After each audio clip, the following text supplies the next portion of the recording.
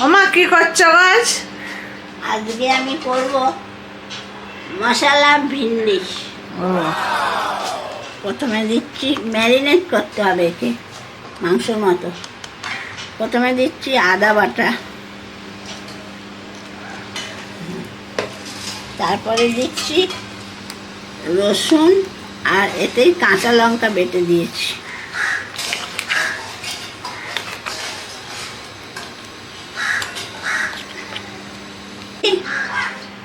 পেঁয়াজ বাটা, আদা রসুন পেঁয়াজ কাঁচা লঙ্কা, তারপরে দেব ধনে গুঁড়ো 1 চামচে, জিরে গুঁড়ো 1 চামচে, লঙ্কা তো বেটে দিয়েছি, সেই জন্যে লাল ঝাল লঙ্কাটা অল্প দিলাম। তারপরে দিচ্ছি হলুদ গুঁড়ো। বাবা, এ তো মাংসের মতন সব পড়ছে। হ্যাঁ, এবার হলুদ গুঁড়ো দিলাম। এখনো বাকি আছে একটু, বলবো।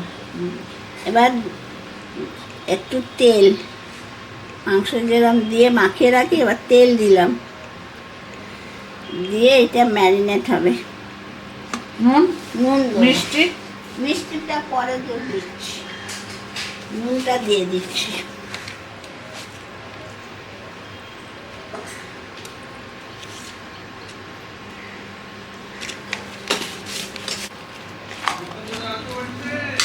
এখন 1/2 ঘন্টা থাকবে।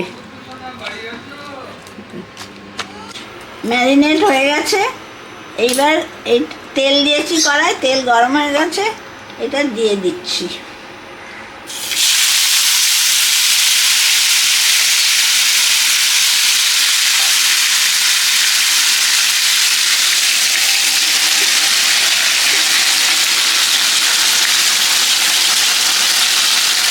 একদম মাংসের যেরকম মশলা সেটাই দিয়ে,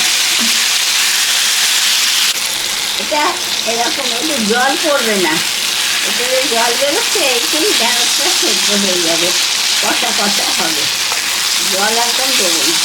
এই যে জল বেরোচ্ছে, চাপা দিয়ে দেবো, চাপা দিয়ে গেল। এই যে সেদ্ধ হয়ে গেছে ঢ্যাঁড়স। এবার নামাবার সময় একটু লেবু, গন্ধরাজ লেবু দিয়ে দিচ্ছি, যাতে গন্ধটাও ভালো লাগে।